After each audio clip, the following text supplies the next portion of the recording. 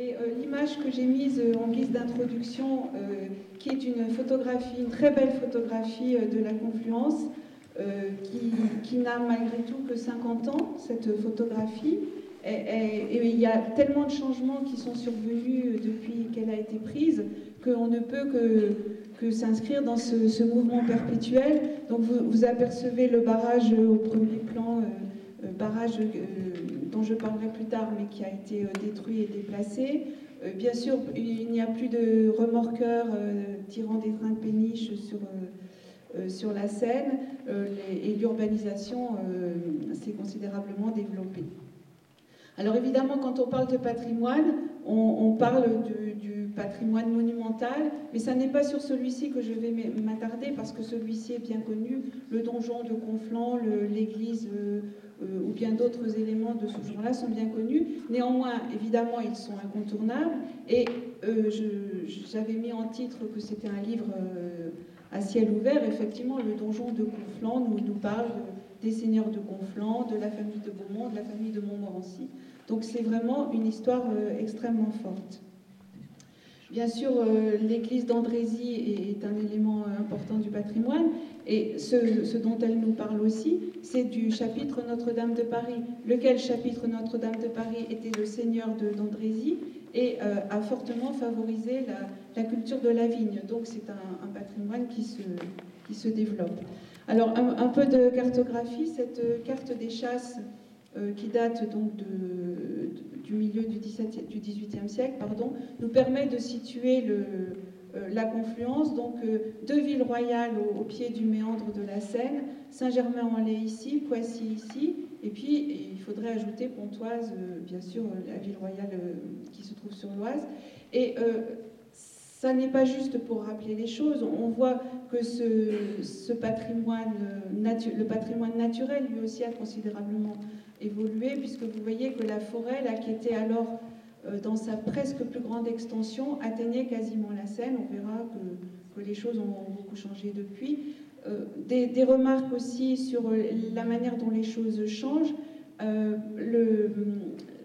Les transports terrestres se faisaient par la route royale, qui, au XVIIIe siècle, passait par Saint-Germain-en-Laye, Poissy, traversait la Seine et se développait sur la rive droite de la Seine, alors que depuis les années 1950, la route royale, enfin, devenue route nationale, qui d'ailleurs depuis a sans doute perdu ce titre de route nationale, passe sur la rive gauche. Ce ne sont pas des détails, ce sont des éléments extrêmement forts.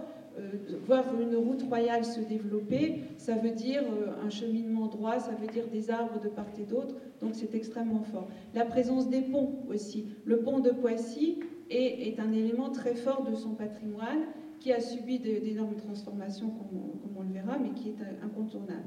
Alors pour descendre un petit peu, pour zoomer un petit peu, Andrézy, donc, qui se trouve ici, juste après la confluence, avait des îles qui étaient indépendantes les unes des autres, qui ont beaucoup évolué depuis. Pourtant, on n'est jamais qu'il y a 2 siècles.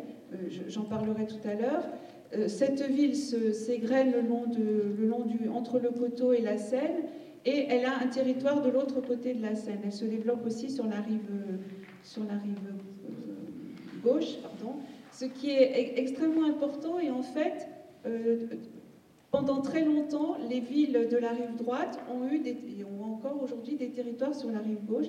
C'est un élément aussi à souligner. Alors voilà ces changements donc, qui sont survenus. Là, on est dans la carte d'état-major qui date du XIXe siècle. Elle a été faite dans les années 1820, mais on a rajouté le chemin de fer l'arrivée du chemin de fer en 1842.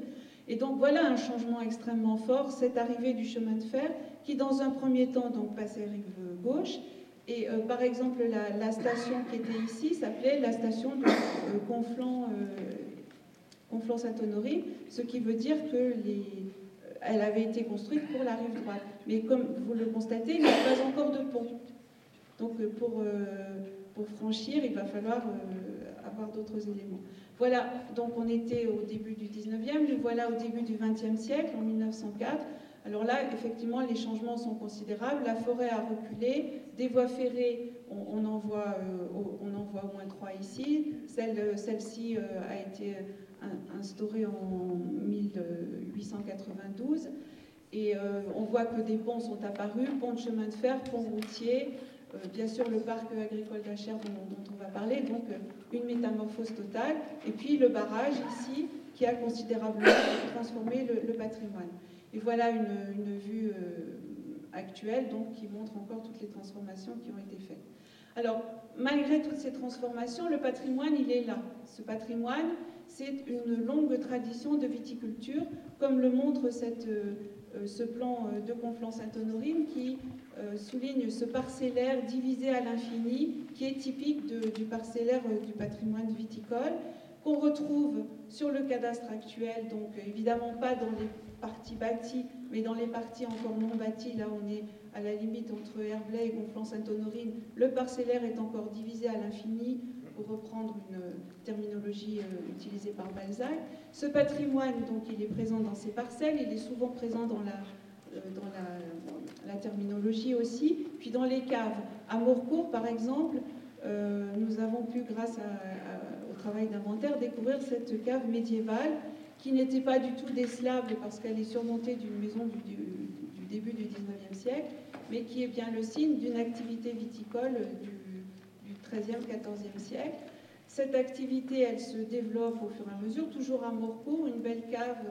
On aime bien, quand on est chercheur, des caves comme ça, parce qu'elle a la date portée, 1763, ce qui nous permet ensuite de dater tout le corpus quand il est construit de la même façon. Donc, c'était vraiment une très bonne surprise. Le patrimoine, vous voyez, je passe du plus grand au plus petit, parce que le patrimoine, il est dans les détails, comme cette pierre qui se trouve à Chanteloup-les-Vignes, qui, donc, Nicolas Bassier, en 1783, âgé de 16 ans, c'est extrêmement intéressant, et c'est à l'emplacement du pressoir banal qui se trouvait à Chanteloup-les-Vignes. Donc la vigne était aussi présente comme ça. Bien sûr, la vigne, elle est présente dans la mémoire des gens.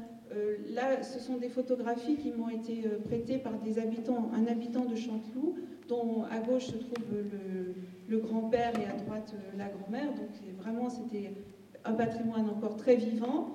Et le pressoir qui était présent sur la diapositive précédente est encore là aujourd'hui. Pour combien de temps, on ne sait pas, parce que évidemment, il ne sert plus beaucoup. La vigne, donc, n'a cessé de diminuer, contrairement à une légende. C'est pas le phylloxéra qui l'a détruite en Île-de-France et en Seine-et-Oise, puisque la première attaque de phylloxéra connue en Seine-et-Oise date de 1886. Or, vous voyez que bien avant, déjà, la Révolution avait commis des ravages sur l'activité de la vigne. Donc, cette activité a beaucoup diminué. Une autre activité traditionnelle, ce sont les carrières. À Conflans-Sainte-Honorine a été découvert au XVIIIe siècle un banc qu'on a surnommé le banc royal, qui a permis de construire, par exemple, une partie du Panthéon, enfin, qui a été très utilisée grâce à la Seine, évidemment, il pouvait remonter jusqu'à Paris. Là, ce sont des carrières qui sont à Gaillon, donc à la limite entre Herblay et Conflans-Sainte-Honorine, et vous voyez les galeries qui ont été creusées. Ces galeries ont été en activité pendant un siècle, et puis le banc royal n'a plus autant de succès, et on est passé à d'autres matériaux aussi, et cette activité est renée sur elle-même, et donc c'est tourné vers les champignonnières, dont voici des exemples. Une des dernières champignonnières, je ne sais pas si elle est encore en activité aujourd'hui, qui était la champignonnière Trapletti à Conflans-Sainte-Honorine, qui d'ailleurs n'utilisait plus ces immenses galeries, mais produisait ses champignons ailleurs. Donc voilà les galeries. Une autre activité extrêmement importante et extrêmement forte sur le paysage, bien qu'elle soit souterraine, ce sont les carrières de Chanteloup-les-Vignes, carrières de gypse, dont vous voyez à gauche le tracé souterrain, on va dire, qu'on a redessiné à partir du cadastre. À droite, les établissements qui permettaient de transformer ces gypseries. Et en fait, les carrières de gypse, elles sont là sous la colline de Lautille. Et si la colline de Lautille ressemble à ce qu'elle est aujourd'hui, c'est-à-dire une forêt de châtaigniers intangibles, c'est parce qu'en dessous, il y a des carrières qui ont fragilisé et qui ne permettent pas de construction. Donc le patrimoine, il est là aussi sous cette forme. Bien sûr, cette activité viticole donc, qui a décliné tout au long du XIXe siècle a encore connu de beaux moments de gloire à Conflans-Sainte-Honorine avec la culture du chasselas doré. Donc le chasselas doré, c'est une activité qui s'est développée tout au long du XIXe siècle grâce à la famille Crapotte, le long de murs, et vous voyez, donc là c'est la mairie telle qu'elle était lors de sa construction. Elle a été construite au milieu de murs qui permettaient donc de palisser et de produire un chasselas qui était renommé, Proust en parle, je ne sais plus qui, je crois que c'est Swann qui offre à une princesse du raisin Crapotte. Donc c'était vraiment un chasselas extrêmement renommé. Bon, vous voyez aujourd'hui évidemment il n'en reste plus que la mémoire qui est l'allée des chasselas, mais les murs ont disparu. À Conflans-Sainte-Honorine, il y avait, à part les Crapottes, il y avait les Lambert-le-Prince qui produisaient aussi du chasselas. Et puis à Morcourt, ce chasselas, lui aussi, il a connu une histoire très importante. Donc voici des vestiges, des murs donc, qui ne sont pas des murs de clôture, qui sont des murs au milieu des champs, plutôt en ruine, et qui sont le vestige de cette activité. J'en parlerai un peu plus loin. Cette activité donc à Morcourt, où la vigne avait très vite disparu parce que le territoire n'était pas favorable, on s'était reconverti donc vers la culture du chasselas, mais on a un plus par rapport à Conflans-Sainte-Honorine qui vendait sa production dès qu'elle était cueillie. À Morcourt, on avait trouvé le moyen, grâce au procédé développé à Thomery près de Fontainebleau, de conserver le chasselas pendant tout l'hiver, et sans frigidaire, on le mettait dans des petites fioles, comme vous voyez ici, une grappe de raisin par fiole, et on pouvait vendre encore au mois de mars du raisin frais, du chasselas frais sur le marché parisien. Ce marché donc, parisien, il fallait bien sûr transporter le chasselas, donc un réseau ferré d'intérêt local a été développé, qui a une durée de vie très courte finalement, je crois de mémoire c'est 1908-1939, donc vraiment une durée de vie très courte, mais qui a laissé des traces importantes. Une autre activité extrêmement forte que je ne développerai pas, mais que je tiens à signaler, c'est la villégiature. Dès le XVIIe et XVIIIe siècle, de riches Parisiens ou des gens de Versailles ou de Saint-Germain-en-Laye, mais surtout de Versailles et de Paris, avaient à Andrézy des maisons de campagne, comme cette magnifique maison de campagne ici qui était à Beaulieu, qui avait son jardin qui se déployait dans l'île et puis au-delà, même avec une vue développée. Donc voici ce jardin avec labyrinthe et différents aménagements. Et puis voici la vue que l'on avait depuis la maison de campagne. Voici la vue actuelle. Donc, le patrimoine du XVIIIe siècle, évidemment, a disparu, mais il a été remplacé par un autre patrimoine différent. Cette maison de campagne, donc voici à quoi elle ressemble aujourd'hui, c'est-à-dire qu'elle a été transformée, elle a été transformée en mairie-école en 1875, et puis ensuite, aujourd'hui, c'est une médiathèque. Donc le patrimoine est en perpétuelle transformation. C'était l'idée qu'il fallait développer.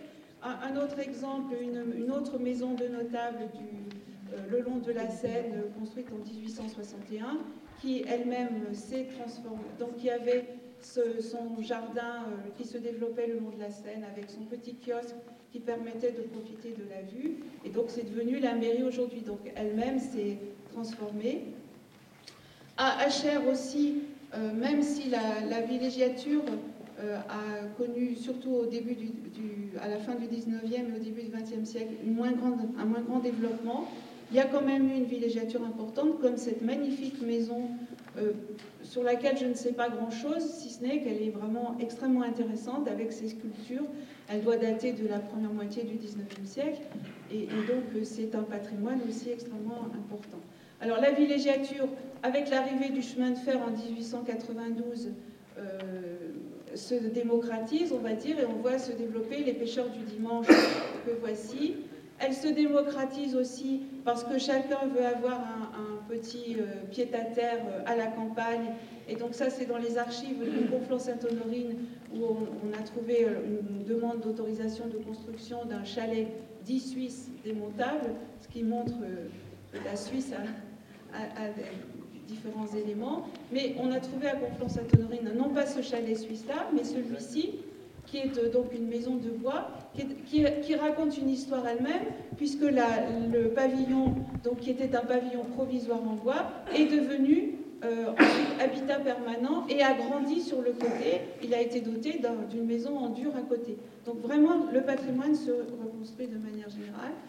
Une autre forme de villégiature à Andrézy, c'est cette plage donc, avec ses cabines qui ont eu une durée de vie certainement très courte, qui ont disparu. Sur l'île de Vilaine, la société naturiste Physiopolis, donc, qui est une autre forme de villégiature aussi. La piscine de Vilaine, donc vous voyez un développement extrêmement important. Alors, une autre forme de patrimoine, ce sont les ponts. Donc, je vous l'ai dit, jusqu'en 1836, il n'y avait pas de pont qui permettait de franchir le confluent. En 1836, 2 ponts sont construits, le pont de Conflans et le pont d'Andrézy. Mais ces ponts n'ont pas duré très longtemps, finalement, à l'échelle longue, puisque celui-ci a été détruit lors de la guerre de 1870, reconstruit à l'identique, reconstruit de manière très différente dans les années 20, et ce même pont qui a été construit en 1929 a été bombardé en 1940 ou 1944, je ne sais plus, détruit en tout cas pendant la Seconde Guerre mondiale, et donc voici le pont actuel.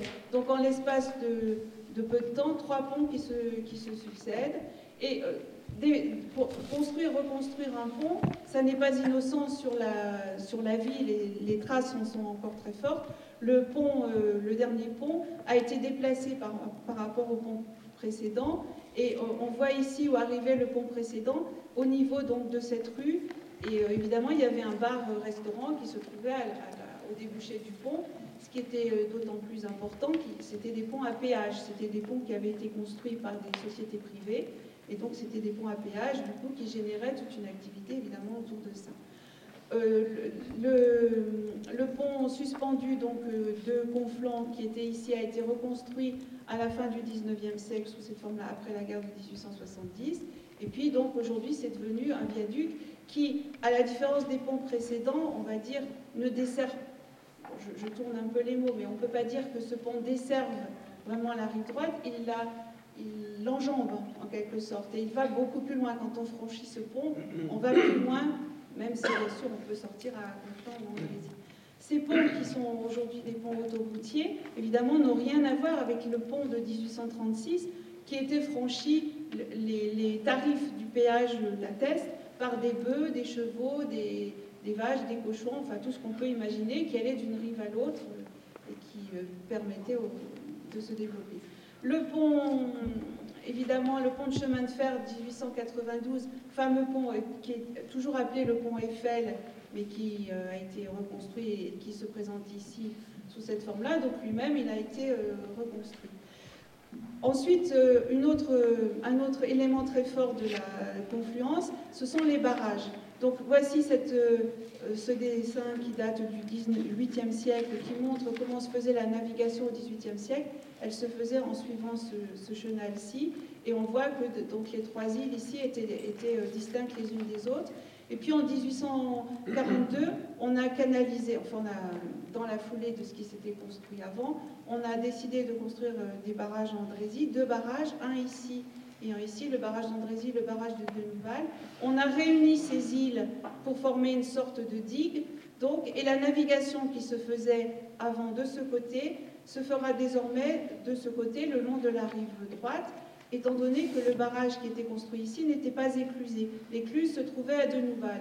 Or, aujourd'hui, c'est encore différent, puisqu'on a reconstruit un barrage, ce barrage-ci est plus en aval, mais c'est ce barrage-ci qui est éclusé, et celui-ci ne l'est pas. Donc, vraiment, des changements qui ne sont pas que des mots, qui sont extrêmement forts, et quand on est à Andrézy de ce côté, on a l'impression d'être au bord d'un lac, finalement, puisqu'il n'y a pas de bateau qui passe, sauf de petites barques pour traverser.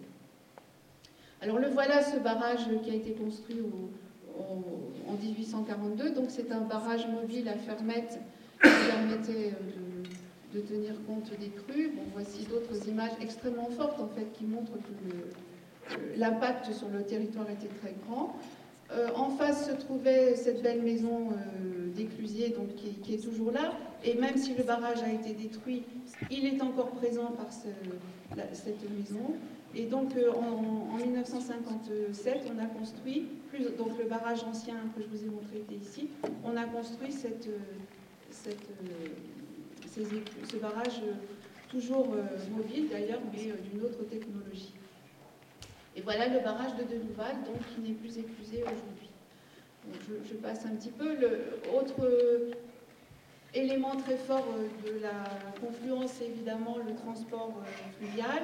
Donc différentes techniques se sont succédées. Le touage, qui nécessitait l'installation de chaînes, donc qui permettait de remonter jusqu'à Paris. Les remorqueurs, bien sûr. Alors même un bateau comme le Jacques, a lui-même, qui est aujourd'hui classé monument historique depuis 1987, je crois, il a lui-même une histoire très grande, puisqu'en 1904, c'était un remorqueur, comme le montre sa cheminée, qui là était authentique, depuis elle a été reconstruite. Donc il tirait un train de bateau, comme vous le voyez ici, et puis dans les années 60, il est devenu automoteur, c'est-à-dire qu'il n'était plus remorqueur, mais il se déplaçait tout seul, il n'avait plus un train derrière lui. Et donc il a été restauré. Bien sûr, le remorquage donc, a donné lieu à un patrimoine extrêmement fort. Par exemple, le port des Guêpes. Les Guêpes, c'était donc des petits remorqueurs qui avaient ce nom parce qu'ils étaient petits et très rapides. Et donc, qui a donné naissance au port des Guêpes à Andrézy. Donc, on vous en parlera tout à l'heure. À Conflans, on a la même chose avec l'atelier de la société de remorquage Les Bleus, donc, qui sont construites dans le même esprit. La confluence était bien sûr dévolue à la batellerie, qui était vraiment le lieu qui se développait considérablement. Donc ce château du XVIIe siècle est devenu en 1921 le siège de l'école de la batellerie, et c'est toujours aujourd'hui une école, même si elle s'est élargie, parce qu'il n'y a pas que les enfants de la batellerie qui peuvent y être internes. Autre élément qui a finalement eu une durée de vie très courte, c'est cette bourse d'affrètement qui a été construite en 1958 et qui aujourd'hui, dès 2000, je crois, ne servait plus à l'affrètement, donc vraiment une histoire très courte. Le prieuré, bien sûr, je passe. Le prieuré qui est devenu le musée de la batellerie, mais qui lui-même était, à force de passer, on oublie des siècles d'histoire. C'était un prieuré médiéval transformé en maison de notable au XIXe siècle par un riche industriel qui s'appelait Gévelot, devenu musée de la batellerie. Donc, le patrimoine s'est reconstruit sur lui-même. Le monument de la batellerie, le bateau Jeusser, qui était lui-même un chaland, qui a été transformé en chapelle, donc c'est encore le patrimoine qui se reconstruit. Ce dispensaire donc, qui était destiné aux bateliers, qui est devenu, encore 5 minutes, je me dépêche. Le patrimoine ordinaire de Conflans-Sainte-Honorine est très lié à la confluence. Ici, voici une maison Bonnat. Alors Bonnat, c'est un ingénieur qui a eu des idées extrêmement fertiles, qui a construit donc, la société Bonnat que vous connaissez, dont je vais reparler, mais qui avait aussi développé plein de procédés, notamment ces maisons préfabriquées, enfin les ancêtres des maisons préfabriquées, dont on trouve encore des traces. Il a fait breveter un procédé pour construire l'émissaire de la ville de Paris. Cet émissaire de la ville de Paris, il est toujours là, ne serait-ce qu'à Conflans-Sainte-Honorine, dans cette petite bosse qu'on voit, cette zone non aedificandi qui est extrêmement présente encore sur le territoire. La tour qui se trouve à l'extrémité. Bonnat avait construit une distillerie. Cette distillerie, donc pour la culture, enfin il cultivait sur les champs d'épandage d'Achères des betteraves, et il avait construit une distillerie qui a une histoire très courte. Elle est en activité en 1899 et dès les années 1910, elle n'est plus en activité, donc un patrimoine très court. Les champs d'épandage, évidemment, ils sont là encore avec ces drains qui étaient décorés, comme on peut le voir ici, ces regards donc, qui traversent la plaine d'Achères, cet abri de cantonnier, cette maison d'ingénieur, cette maison de cantonnier. Donc vraiment, le patrimoine est encore très présent. C'est bien sûr belle entreprise dont on vous parlera. À Conflans-Sainte-Honorine des usines comme LTT, je passe parce qu'on vous en parlera, mais LTT, c'était aussi, c'était pas que l'usine. Donc LTT, la Société des lignes télégraphiques téléphoniques fondée en 1921, a généré à Conflans-Sainte-Honorine tout un patrimoine, comme cette maison ici qui était la maison du directeur, comme ce bel édifice qui est aujourd'hui une maison de retraite, donc qui s'est transformé, mais qui était un logement pour cadres féminins, qui a ensuite été une crèche, enfin, donc il y a à chaque fois une survivance, et puis une maison de contremaître ici. Et alors je terminerai avec cet os. On peut lui en faire dire des choses à cet os, en fait, qui se trouve sur un mur de Morcco que je vous ai montré tout à l'heure. Il nous raconte donc l'histoire des murs à Chasselas dont je vous parlais. Il nous parle de Paris, puisque les murs à Chasselas étaient destinés à approvisionner le marché parisien. Il nous parle aussi des rois de France, parce que le Chasselas, c'était au départ, était présent dans les domaines royaux, et c'est parce que Merci d'Argenteau, qui était l'ambassadeur de Vienne à la cour de France, avait sa maîtresse à Conflans-Sainte-Honorine, que le Chasselas est arrivé à Conflans-Sainte-Honorine à la fin du XVIIIe siècle. La propriété a été louée à M. Crapotte, donc fermier de Conflans-Sainte-Honorine, qui a récupéré les pieds de Chasselas et qui les a développés. Là, on est à Conflans, maintenant on arrive à Morcourt. Le gypse qui est ici, on peut parler des carrières de Chanteloup, puisque le gypse provient probablement de Chanteloup. Le moellon, lui, provient du sol, donc il nous dit que dans le sol, il y a des moellons. Enfin, je pourrais parler encore une heure sur ce petit os, mais je vois qu'Elisabeth a envie que je m'arrête, donc je m'arrête là. Le patrimoine est vraiment partout et se transforme sans arrêt. C'était l'idée que je voulais vous montrer.